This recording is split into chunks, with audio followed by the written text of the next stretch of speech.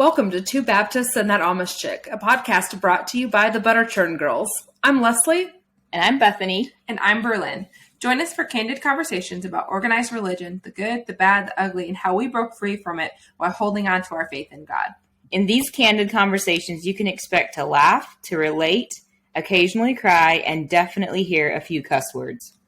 Be sure to subscribe to the podcast on YouTube or your favorite podcast platform and follow at the Butter Churn Girls on all socials. Now for this week's episode.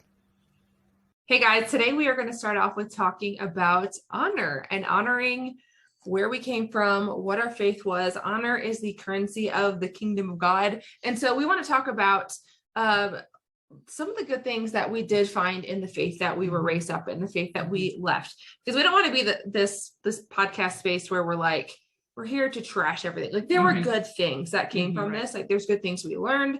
There's a lot of things that built who we are today, right? It all played a role who we are today. So we want to dive into some of the things that were highlighted to us. Obviously, we're not going to hit on everything. There were other good things, but for us, like a lot of what we're thinking about too is our childhood, which obviously you don't hold on to every single memory. You have a limited perspective of it. So if you're someone who's listening that was from one of our communities, Bethany, you were Amish, so they may not be listening. I don't know. They may never hear this. I don't know. I have to represent well, guys. No pressure. And so like, if you're hearing this and you're like, hey, I was raised in that same space or I was in that same environment, this also happened. Yes, there were more things, but there's obviously things that were highlighted to each of us. So we want to dive into those things. So who wants to go first on talking about what you want to honor and like some good things that you thought or you taught that came from your background? Go ahead. Start. Oh, apparently it's me. So I was raised Southern Baptist. And one of the things that always has stood out the most, and most of my memories, like every time we've told a story, like I've gone back and it's really been a similar situation. They have always done the hospitality aspect insanely well, which is funny because I have a hospitality background. That's what I went to college for. Funny enough. I didn't know that. Yeah. So maybe that's the Baptist coming out of me.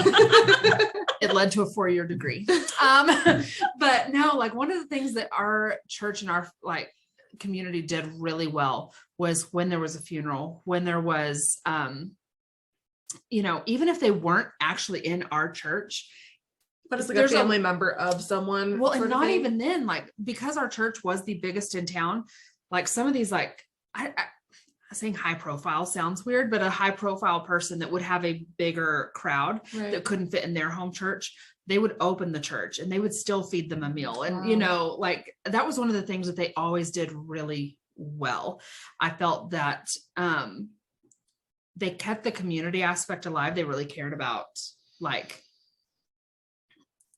I feel like they cared about the individual and like allowed them to come in and feel at home in a time that they were grieving. And so I think that's one of the things that they did exceptionally well that just really kind of stood out. Because yes, we always did. I mean, we're Southern Baptist, of course, we did potlucks and dinners and like the fish fry. See, you talk about orange fluff. We didn't have orange fluff. Oh man. Like, we did like the fish fry, the annual fish fry. We did all the things, right? That's the difference of, Leslie's Southern Baptist in the South too, right? Like actually in the South. In Texas. I was raised in Michigan. So even Southern Baptist, like we have Southern Baptists up there, which don't make sense to me, but like we do. They're not like Southern. They're not Southern. Like you're a Michigander. Okay. Oh, that's so funny. But no, like it's so funny. Almost all of my church memories, for the most part, have some sort of food aspect tied to it, which is hilarious. It's a Baptist thing. Yeah, I think so. And an Amish thing. True. Is it? Yeah. For real. Is that why we always get together and have snacks? It is. Listen, snacks are life. Like we all brought bags of snacks to I brought a whole meal. True. Well, listen, it takes a lot of brain power to like say things and have a conversation. So to say things. Just say the things. But yeah, like I think that's one of the things that I actually got from them is that genuine care for people and partnering with them in their grief. And now I've learned how to do that in a very different way now because I do have that emotional piece where I do like help connect and help people process emotion. So I do connect to that in a very different way, but I still wonder how that could have changed if I didn't have that like foundation, right? Yeah. That's cool. That's interesting. I think actually in my church that happened a lot too. I don't think I remember as much because like as a kid, you're not like, oh, it's a funeral. Let's go. Let's help out. Like, you're like, what's happening? Maybe you aren't even brought around it. For me specifically, I'll say for me, one of the big things is the outreach there was a lot of outreach in the church I grew up in. There was literally, we had, I don't know, as a kid, I thought it was 10 buses. It might've been 3. I don't know. There was at least, as a kid, like everything's way bigger, but like, it felt like our church went and got hundreds and hundreds of kids from areas that were really, really rough areas. There's high crime areas, not a lot of fathers around, a lot of single moms, like just places like that where a lot of the kids weren't even like getting fed and stuff on the weekend. So they would come to church. They would know that they would get at least some animal crackers or some lemonade to get them through the weekend. But like they would go in and bring those kids. So they had a safe place to go. And to some of those kids, like that was their favorite thing that they got to do because they knew they were safe. They knew they were protected. They knew they got attention. They got loved on and held and things like that. So they did that really, really well where they brought people in that way into the environment and into the world. And it wasn't just kids, adults and stuff could come too, but a good majority of it was you'd have buses and buses of kids coming in to do that. And another thing is the way they did an outreach in the form of like giving things, right? Like every Thanksgiving, because we had so many people coming from poverty areas, really. If the adults came, right, if their parents came, they got like a turkey, like stuffing, like or dressing as the Southerners call it, like all these. I grew up north and we called it dressing, so I don't know. You're Amish though. That's fair. It didn't count. You were hidden away. But they got like full meals, right? Whenever winter would start to hit, like there would be a massive coat drive and like these kids would show up to church and they would get a coat for the winter. They would do school bags and stuff to make sure that the kids had stuff for school because there was so much high poverty. I remember kids coming and their pants were capris, but it's because they were too small. And so they did a really, really great job of making sure that the people that didn't have much felt really, really loved and cared for and got that attention. In fact, I was talking to my mom a few months ago and she's a personal trainer and she actually had a new client come in and ended up finding out and realizing that it's actually one of the girls she taught in the Sunday school classes that like rode the bus, who ended up after like she's quit coming to the church at some point because she went into foster care, ended up getting adopted into a really great family. But it was cool for her for my mom to hear the woman talk about how she remembered being brought to church and the things that happened. So those aspects I think were really cool. And like, those are things that I'm like, are highlighted that are like really honorable things that, like instilled in me too, like where I see someone who has a need where I'm really like, okay, how do we fix it? Like, let's get this fixed. Let's get it taken care of. So I think that instilled some really great things in me. Mm-hmm. That's really cool. And there's kind of like a common theme going on here because the Amish, there's two things that I like learned that I really honor and value. And one of them is the way they do community. Now they don't do outreach. Like they won't go out into the world or, like they will within the community, they will take care of each other so well. Like if you're in the community, if you need like a barn built or your house painted or, you've just had a baby or someone just died in your family, there's like meal trains and just like there's all like everybody comes around the person who needs help and helps in whatever way they can. And it's like to the point that the person doesn't have to do anything because their whole life is being run by other people and they just tell them what they need to do. And it's just really cool. Like I remember even as a child seeing those things happen. And as a child, it made a big impression on me. Like, wow, I'm in one of the safest places in this world. That's what was the thoughts that was going through my head. Like if I ever need something, I know that everybody's going to help me. Awesome. And it felt so safe and so like taken care of and protected. And it was really fun as a child to be a part of those things. Cause like the adults come together, right. And do these things, but then the kids just get together and have a big old party, right? Like they'll obviously help because their parents are like, hey, we're here to work, not play. But then the kids after the work, after the kids do their part of it, they'll go play and the adults keep on working. And so it was just really cool because I got to see my friends and, got to see at an early age what it looks like to really gather around somebody and really have their back and not just talk about it, but show up. with food, show up and just do things, like look for something to do. I think that's where I've gotten the, like, if you don't tell me what to do, I'll find something to do. Like, you don't have to just point me in a direction or just open the door. I will start doing my dishes before, guys. I will just start doing things. If I see a need, I'll start doing it without even thinking. And it's from, I think it's from that, as from a baby until I was 21 years old, being in that environment where you figure things out and you're like, how would I do it if this was my house? How would I do it if this was mine? And so that's a big thing we were taught, is like, you treat other people's things the way you would treat your own. And that was one big thing. And then the other thing was the skills I was taught. So if an apocalypse ever happens, Leslie and Berlin will be taken care of. Zombie apocalypse. I'm like, I know. Who can grow me some food? Come into her house. Who can probably butcher a chicken if I need it? Like, yeah, I know where to go. Yeah, like we raised our own meat, like beef and chicken and pigs, and I grew up on a farm, so I learned how to help mama pigs give birth, and like cows and horses, and so you need to have a baby. Bethany's here. Like, it's fine. Not exactly. I didn't take training for humans, but just like the ability to, just in case. All I heard in my head was, how different could it be? But I'm saying that sarcastically. Yeah, I need that to be known. You can't see Leslie's face. She was being sarcastic. But even just like how to make food and how to make something out of nothing, and like, build a fire and build something, and like just those practical skills that I don't think a lot of people are taught, because you don't need it. Yeah. Like in that culture though, it's needed. I mean, you need to know how to build a fire, how to like take care of a house. I mean, a lot of girls at a young age know how to run a house, and I'm talking like 10, 11, 12 years old. Like, they're taught super young. In our world, 10, 11-year-olds don't know how to start the washing machine. Exactly. Yeah. And in that culture, 10 and 11-year-olds are using a wringer washer. Like, the ones that like you feed the clothes through the wringer, and sometimes you get your fingers stuck in it. So you learn how to hit that button real fast on the top that pops the tension. Like, anyway, that happened quite a few times.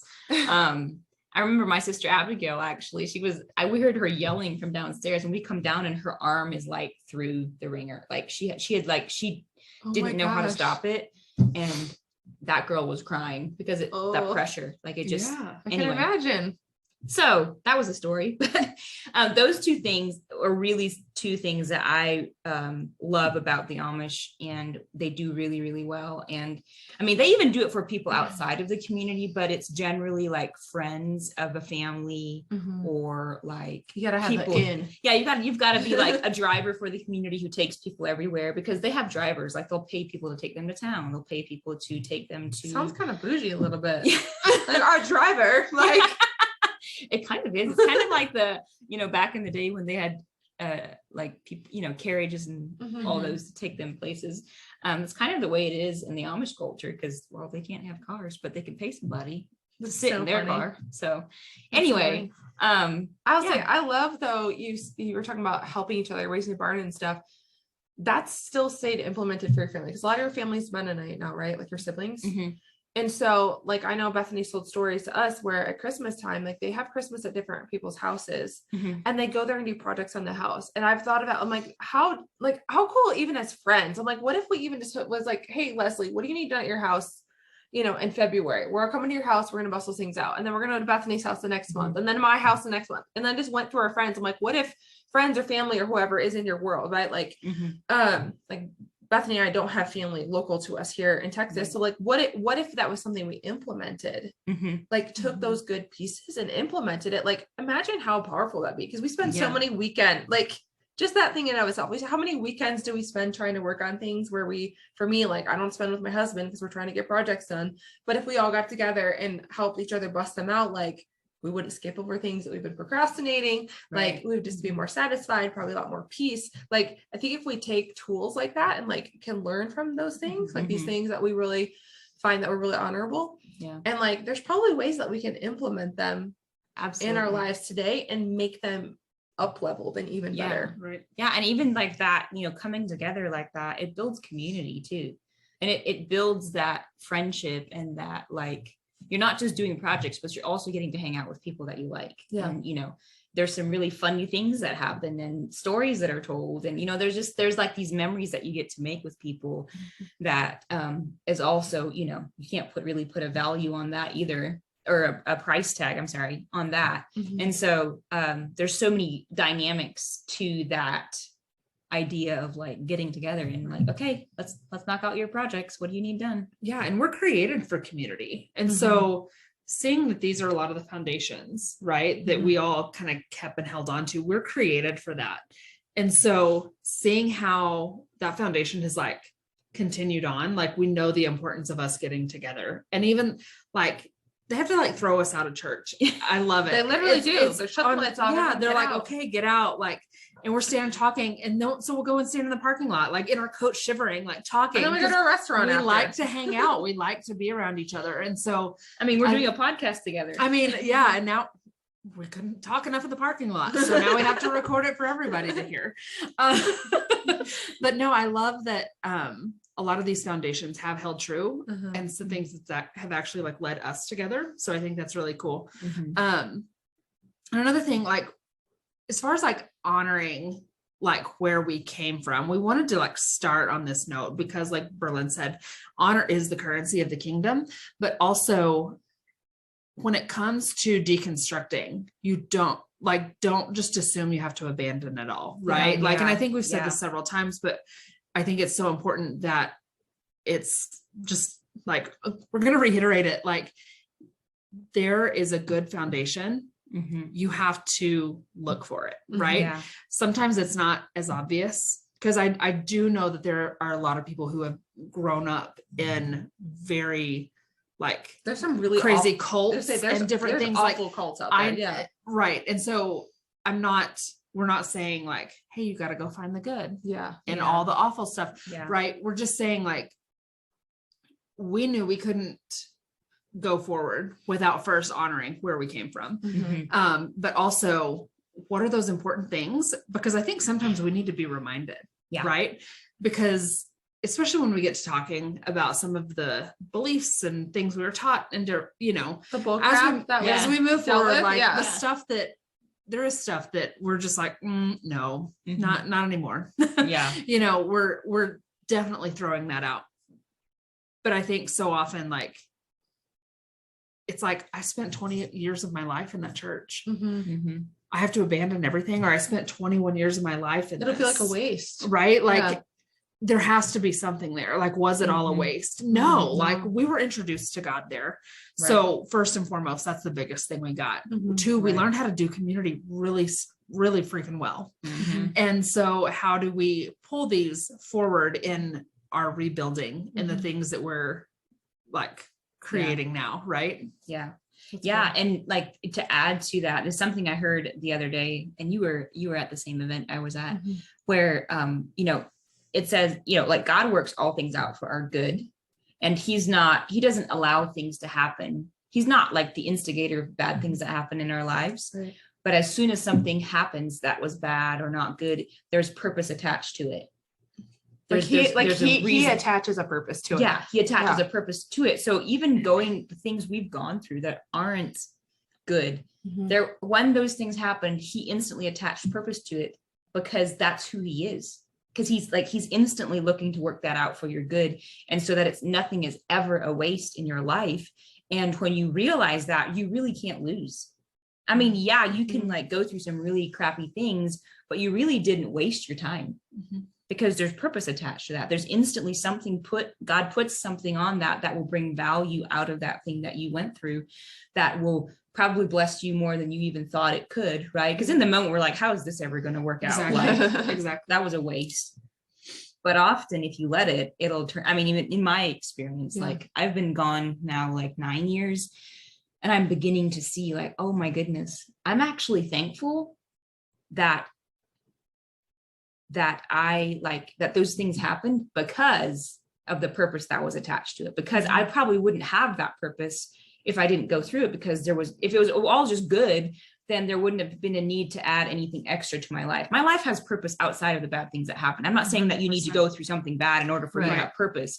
No. There's purpose in the good. Yeah, exactly. Like you have a purpose regardless of what happens to you. But there's just added to you if you go through something like that. But the bad doesn't take purpose away. No, not at all. So, and that's actually that's been one of the biggest things that has got me through the last 4 or 5-ish years of deconstructing is like Romans 8:28 has literally been like the thing that has like kept me going and got me through, because there are things with relatives that have come up. There have been things from churches and friendships and all sorts of different things. And I'm like, God, what gives? Right. And so whenever I actually ask him his perspective, things drastically shift. And that actually happened this weekend at the event I was at. I was like, we were all at different events and just spread out. But I was sitting down and it's one of trying not to use names, but like something that happened, I was like, God, I don't get it. Like, what the heck? Like, I was not happy. I could feel the anger like ripple off. Right. And I'm like, what the heck? And my friend sitting next to me goes, hey, God's breaking stuff off of you right now. And I'm like, God, what are you doing? And I'm like, listen, I know there's something good about this. I don't see it. I'm like, you haven't told us this yet. Now I want to hear the whole story when we're not recording. And I'm like, I don't get it. God, this does not make sense. I'm like, you know everything that I know, and I know you know more, but what gives? Like, what gives? And after God told me, literally, he was like, hey, you know what? I think this person's actually pretty great. And I'm like, oh, yeah, I know you do. And I'm like, I don't see it. And he's like, he's not like, they're not your person. Yeah. He was like, it's okay. You don't have to see it all. Like, and so sometimes it's like those things that are working out, it brought up something in me that actually needs healed. Right. Yeah. So this thing that like rose anger up, it's actually not the situation. It wasn't the event. It wasn't the person. It wasn't the thing. It was something from my past, and my emotions went, hey, this looks similar. And so in that place, like being able to stop that anger, honor the person, honor what was happening, has actually like brought more healing to myself. Right. And so I can honor that a lot. Yeah. So honor is not just about holding on to pieces. It's also about letting some things go as well. Yeah. That's good. Right. I can see that, like, as you're saying that, I'm having faces of people, like adults that like got after me as a teenager in church and youth group and stuff for things that I was like, I was allowed to do, but they thought was wrong. And like when you acknowledge those things, you're able to look back and go like, first of all, they were probably wounded in some way, had some form of trauma, and that's why they're coming after you. Or they had a overpowering power control, power trip person who had been in their whole life, oftentimes a pastor, a spiritual leader, something that had made them believe that and put that guilt and shame on them. So then they're transferring over. So when you're able to look at those things too, you can do that release and you can let those people go, and you can make it something where it's like, yeah, I'm going to hold on to these other things, but I can also look back at that person and be like, all right, now I'm healed and free because I realize what was happening in their life. Right. And not in a form of criticism, but like, crap, like that's super, like that really sucks, like for them, and not in a sucks to be you, but like, like that really sucks for them because they were in that place. And it's able to set you more free as you're moving forward. It's like literally as you're saying that, I'm like checking like in my mind, and I have these, you know, things, because we're obviously sitting here tonight, like thinking about what do we honor. So we're replaying all of these moments of our past in there. And so good and bad are coming up at the same time. And so it's bringing that realization to me. Yeah. And, you know, the definition of honor, at least the one that I like so much, is seeing the value of something and recognizing it, calling it out. You know, in growing up, respect and honor was smushed together for me. Like you respect and honor. And so they're not the same. They're not the same thing. No. They're so very different. And honor is given and respect is earned. And I wasn't taught that. I was taught that you just give both of them. You're supposed to, that's your duty. And that's why it always felt so wrong, why I hated respect so much. But first of all, I was never given the definition of the words. And so I didn't really know what they meant, you know, but to be able to realize what the definition is of each word and to know that they both have a role to play has helped me free me up to look for the good in every single thing. Like, what can I honor about this? What can I honor about this? Right? Like this person or growing up Amish or the situation. And it actually put me in the position of like, instead of reacting, I can like be proactive or powerful. It puts the power back into your hands as a human, which is where it's always been. But, you know, just teaching and stuff like that took it out or tried to take it out of your hands. Yeah. And so it's helpful to know what those words mean. And the more whole and healthy we become, the more we can see that, like you said, Berlin, of like, oh, wow, you can have compassion for the other person because now you know where you came from.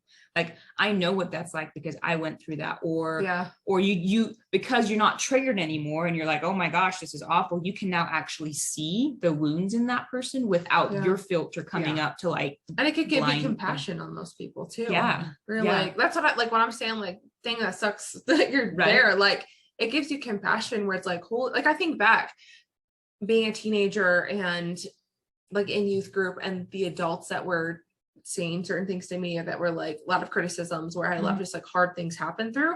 I'm like, I had people in their 60s that were still dealing with, I can look back and see the traumas that they've and the wounds that they've been carrying all of those years and just have the compassion on them too. Yeah, for sure. I have a question for you guys though. So in the midst of, we're talking about honoring things in our faith. Are there things that were different? Because as I was processing this, it was true for me. Are there things that were different from like different in your household and that like your parents taught you versus what was in the church? Because like I was thinking about certain things and there were things I was like, oh, there was this thing I could honor. But then I had this realization. I was like, actually, my mom taught me that. And I'm realizing like from conversations that have happened, from some spicy posts that have happened on the internet, like I'm realizing there's a lot of people from my past that do not believe certain really great things that my mom actually taught me or my dad taught me or whatever. Like, do you guys have things like that that like are highlighted to you that you're like, oh, this is good? Yes. Because our family was like the black sheep family. Like my dad was excommunicated. He was a bishop, which is the highest form of power. He was excommunicated, and which means like basically you're not welcome in the community. You have no power, stripped of all his power and authority, or authority, I should say. He still had power. Everybody's powerful, right? But and so we were kind of like the outcasts, but it was always like, oh, you guys are like poor you because your dad is so awful and you know he's living in sin, so we're just going to be extra kind to you, I guess, or just pity. Yes, thank you, that's the word I was looking for. And so our at home was different from going to church. Like we had friends who weren't Amish. We did like my brothers drove cars here and there, not really on the road, but just like they owned cars. Like they owned cars because they had businesses, so they had to have like trucks and things, and so they would buy the truck and have somebody drive it, right? So I know it's crazy. And like I had friends who I hung out with all the time who weren't Amish. Like I'd go over to their house and we'd watch movies and like go play in the park. And I was the Amish girl. I was the only Amish girl there, right? But it was very sometimes kind of like self-conscious about it. But then we'd also go do things that probably weren't supposed to, because according to the church, like we'd go bowling and play laser tag and things like that. And if you're in the Amish, at least the community I was in, which is New Order, that was 100% a no. Like that's considered worldly. We're separate from the world. We don't do lasers that here, guys.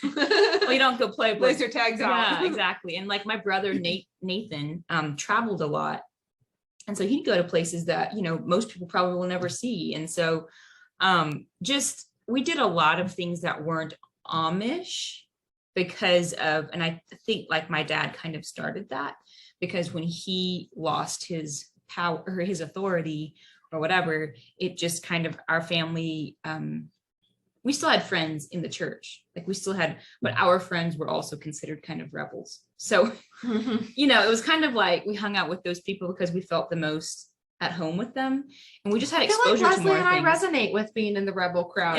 Like we were in the church, people went to church, Yeah. but And because my dad wasn't home, like he left, you know, us kids had to help take care of mom, and like our whole family got jobs and like pulled together, and so we had a lot of experiences that just weren't normal. So yes, very much like our life at home was very different from church, and church people, the church didn't know of a lot of the things that we did. it's kind of funny. The things that you're saying are rebel things. Yeah. Reminds me that our church did youth group really well with youth group activities with lots of yes. all night laser tag and bowling and Lock-ins capture were the flag. best. Like there was so much drama at Oh my lock-ins. gosh. I Youth group know, but it was lock-ins. so Oh my fun. gosh. We did a But- lot of youth things, but it was like going to other people's houses and doing their projects. Oh, no, and then, no, like, no. Cleaning up Mm-mm. the church camp. cleaning up y'all's Baptist church I camp. know. And we did we played a ton of sports. So us youth, like our youth groups, we had like softball on Memorial Day. We'd have like softball and volleyball all day. So we played a ton of sports because we could do that. We just couldn't do any other, like, you know. Yeah. Anyway, sorry. I No, it's jumped good. in. I Yeah. was like, oh yeah, we did youth group really, really well. Like I had a great youth group for many, many years. That was close, and like the activities and stuff were fun, and it would make other teenagers and stuff want to come. So like again, that was like the outreach piece. So right one- in there. I love that you just mentioned like youth group. So whenever I first got into youth group, my youth pastor, absolutely amazing. Absolutely amazing. Like I think the whole time I was in youth, I had 4 youth pastors. Because they test out on the teenagers. But like, well, and they like would show up for 2 years and like move. Yeah. But he actually was a huge part in like this whole transition and deconstruction, right? So Ooh. it's so crazy. Like I was stepping into this thing that's more charismatic, and being Baptist, like we don't have that. We have Father, Son, and Holy Bible. Like there's no spirit, there's no No. tongues, there's none of that crazy stuff, right?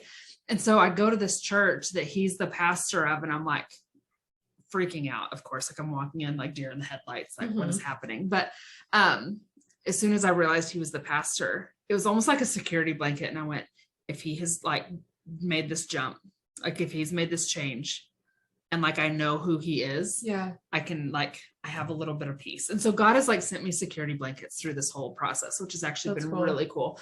But you were talking about the learning different things at home versus at church. And I don't think mine was very different, because my dad, for the longest time, sorry, Dad, I'm throwing you under the bus. You're not listening to this. I don't know why I'm acting like you are. We all know he's not. That newfangled technology can't do that. I'm surprised he isn't Amish. Like, Hey, I can introduce you to some people if you would like gosh, no, he'd have to give up his TV. You know, it'd be bad. For real though. But like he, for the longest time, just thought I'm not going to church because all they want is my money. So fun. I laugh now because I'm like, shocking. I had a lot of money issues through this whole deconstruction thing too, right? Like, so it wasn't all me. It was like definitely things that I'd like watched, but we only started going to church when I was like 5, 6, something like that. They'd finally like convinced Dad to come to church. And so it was from about the time I was like 5, 6, 7, I don't know. I don't remember how old I was exactly, that we finally started going. So I think it was kind of like we were learning together, because I remember watching my parents get baptized together. Mom had grown up in church. She grew up Methodist. And so like, there's nothing too crazy there. Like I always just keep saying, like, with all of my experience, the Methodists were just like middle of the road, right? The Baptists are like, don't drink, don't dance. And the Catholics are like, we're going to go have fun and we'll just like confess it to the preacher later. Like we'll be fine. And like the Methodists are just like middle of the road, no drama, right? Like that's all always the way I kind of looked at it. I know that's probably not the best. Sorry. I'm not trying to dishonor the Methodists or the Catholics or Baptists in that, but really you're just it's stating accurate. the reality of what, It's accurate. Yeah. But like, I remember watching them get baptized and watching like, so it was kind of like we were on a very similar journey. I was just several years behind, right? And so it's been really interesting sharing all my new thoughts and ideas and seeing my dad go, like just very confused, like where does it say that? And that's usually the question I get. Where does it say that? And I'm like, it's in there somewhere. Because sometimes I'm like, I don't know the scripture. Yeah. I didn't memorize all those pieces. I'm not a theologian. I don't know. But no, we very much walked the journey together. And so I think that's really interesting that you asked that, because I was like, I don't think I did. And I'm like, why on earth didn't I? Like, why on earth were things not different? Was because we were literally walking the journey at the same time. That's interesting. Yeah, that's for me. It was like one big realization I had recently, again, off from the same spicy post that went up, right, that I shared. This conversation started about things like hearing from God, right? Like I remember growing up, my mom would be like, well, did you pray about it? And like, just see what feels like what is right. Right. And I always had this fear of like, because I was taught like you're evil and untrustworthy and all those things, right? Like your heart is deceptive beyond all measure. Right. And so I always had this thought process of like, I can pray about it, but I'll just follow what feels best. And so I had this realization where I'm like, my mom actually taught me how to hear from God. Now I didn't fully trust myself that I was hearing well. But like I realized after putting that post up and seeing multiple people hop in that came from the same church I was in, the same like group of churches, that they didn't believe that. And I didn't realize until that moment that they didn't believe they could hear from God in any way outside of like, I can only read the Bible and it's the only way we can hear God. Interpretation. Like, yeah, it's almost like if I say a prayer, he's not actually going to answer it and tell me what to do. If I'm like, I need advice on what to do with this, they didn't expect it to come from inside of them of this is what feels right. This is what feels like peaceful to me. It had to come from them sitting with a book in their lap and reading that there. And so that was a big piece that I realized actually was instilled in me from my home life and not at church. And there's other things too, but that was one massive thing that I had that realization where I was like, whoa, like that is actually where I learned the base of it. Now, over the past few years, I've really gotten like, I trust God. I know when I hear from God, like if God's like from the shower and God's like, start a podcast with your friends, give it this weird name. I actually didn't think that was God. That was funny. You text us and go, I had the funniest thought. Yeah. And then about 30 minutes later, we're like, is it funny though? Yeah. I don't know that it's actually funny. I think it's a thing. For real. Yeah. But that was big. That was like, that, like I said, there's many other things I do know that because we kind of were like the outcasts too. Like, in fact, like the music pastor at the church always made jokes that my mom was going to start the praise and worship team, because they didn't even call it a praise and worship team, because like that was considered crazy, wild, charismatic, using those words because like we like were the drum ones. Set. Oh no, we couldn't have guitars. It was organ and piano. That's it. Really? Organ and piano. I remember the day we got a drum set. Oh, the silver-haired section. They were sitting there. They're so mad. Yeah, their arms folded. No. Frowns. Oh, they were not happy about. Oh no, we had the hymns too. We just played the drums to the hymns. Oh my gosh. Oh, that's interesting. I've never heard that. You don't want to.